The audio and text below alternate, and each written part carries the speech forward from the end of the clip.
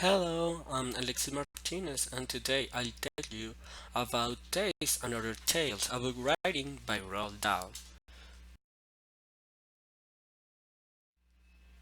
So, maybe all of you are asking who was Roald Dahl?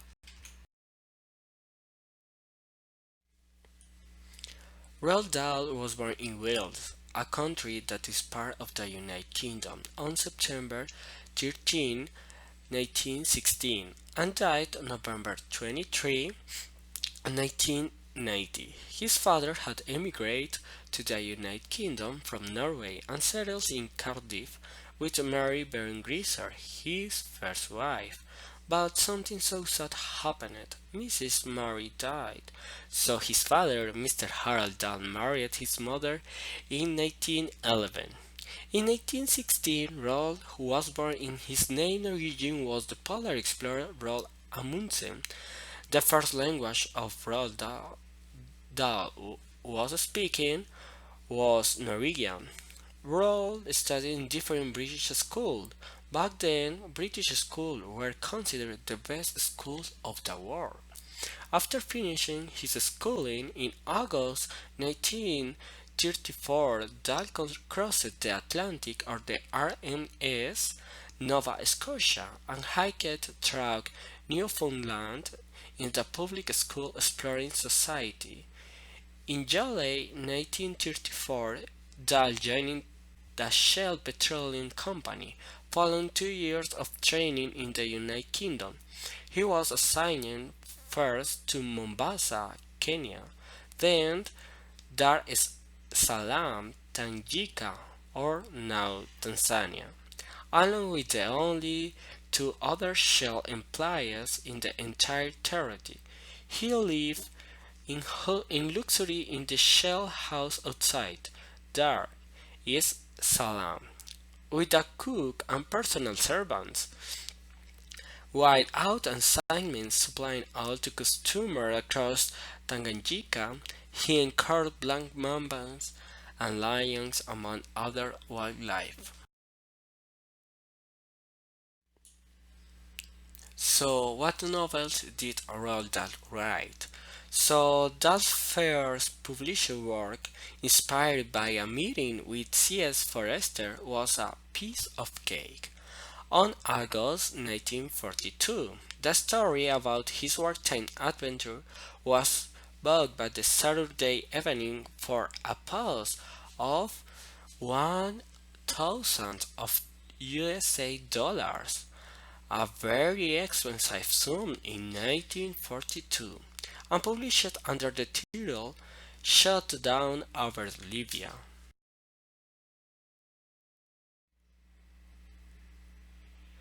His first children's book was The Gremlins, published in 1943, about mischievous little creatures that were part of the Royal Air Force folklore. The RAF pilots blamed the Gremlins for all the problems with the aircraft, while at the British Embassy in Washington, Dahl sent a copy to the First Lady Eleanor Roosevelt, who read it to her grandchildren, and the book was commissioned by Walt Disney for a film that was never made. Dahl went to the create some of the best loved children's stories about the 20th century, such as Charlie and the Chocolate Factory, Matilda, James and the Giant Peach, The Witches, Fantastic Mr. Fox, the BFG, The Tweets, and George Marvelous Medicine.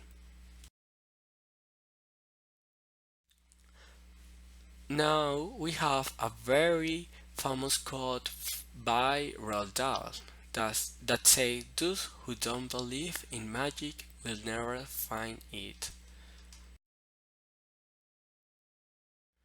Now I'll tell you about his book Tales and Other Tales.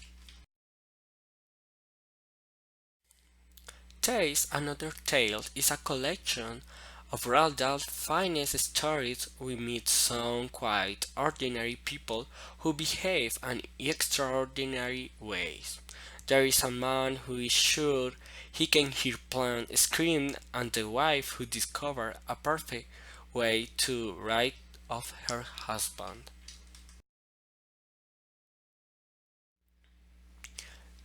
So now let's to see two tales from the book Tales and Other Tales. The first tale is Birth and Fate. Birth and Fate begins immediately after the birth of a baby, a boy. The doctor tries to reassure the mother Clara that the child is healthy and will survive, but she has a lot of all hope after her three children have died. I learned that she and her husband Alois have recently moved to the new city that is a overbearing and scientific sort of man. The doctor managed to convince her that her new son is alright, and she decided to name him Adolphus, or Adolf for short. She finally gets to hold her little Adolf and falls in love with the beautiful child. Her husband arrives. The doctor orders him her Hilter and comments on the boy's small size. The doctor pleads with him to give his wife some need support. He finally kisses her and tries to comfort her. He must live alive, she cries. He must. Oh God, be merciful unto him now. Of course, we know that the very infant whose life she prays for is one other than Adolf Hitler, the man responsible for the millions of deaths and years of suffering in World War II.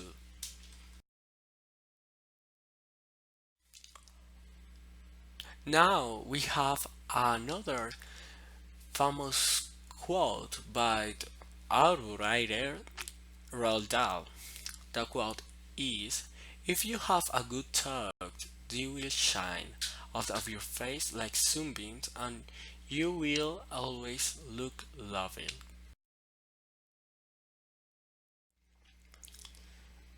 The other history is The Way Up to Heaven, that tells us the history of Mrs. Foster.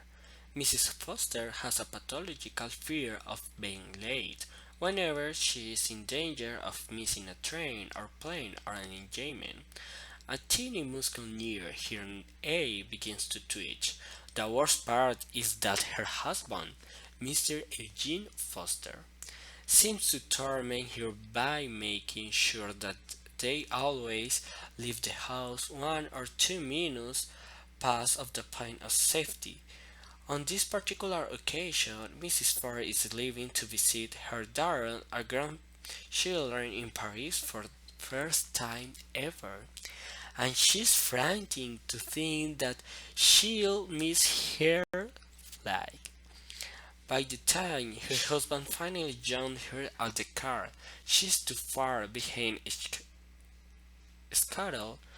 Luckily, the flight is postponed till the next day, and Mr. Forrest pursued her to come home for the night. When she's ready to leave the next day, thought her husband suggests that they drop him off at this club on the way. Knowing will make her late, she protests in vain. Just before the car leaves, he walks back in the house on the pretense of picking up a gift he forgot for his daughter. While he's gone, Mrs. Forrest discovers the gift box shoved down between the seat cushion. She runs up the house to tell him that she has the gift, and suddenly he pauses. She listens, she stays frozen for 10 seconds, straining to hear something. Then she turns and runs to the car, telling the driver that they're too late and her husband will have to find another ride. She makes her flight and has a wonderful visit with her grandchildren. She writes her husband every week and sends him a telegram before she flies home 6 weeks later. He is not at the airport to meet her dog, and when she enters the house after taking a taxi home, she noticed a curious odor in the air. Satisfied, she enters her husband's study and calls the elevator repairman in a German, and she left him to die there.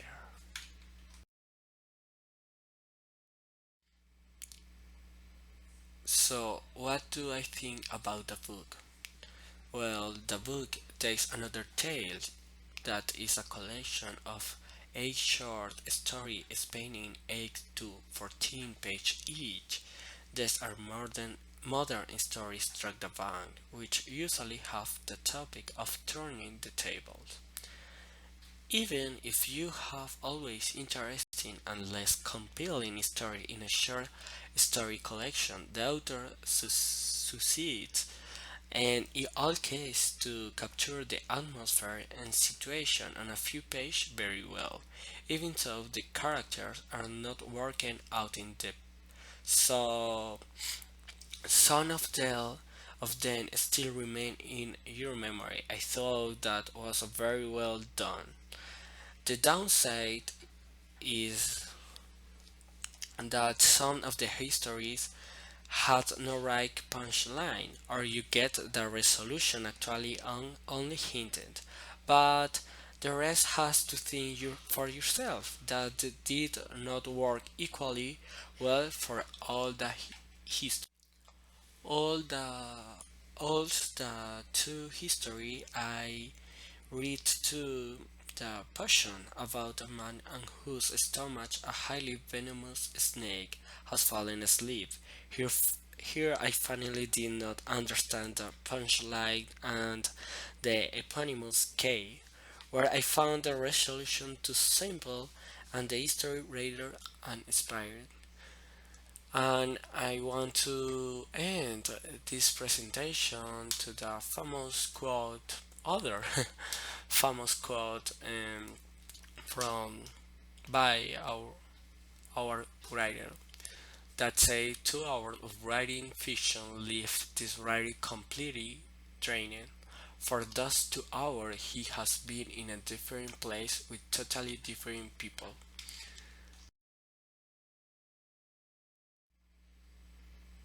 So thank you for watching this video, and I hope that you join it.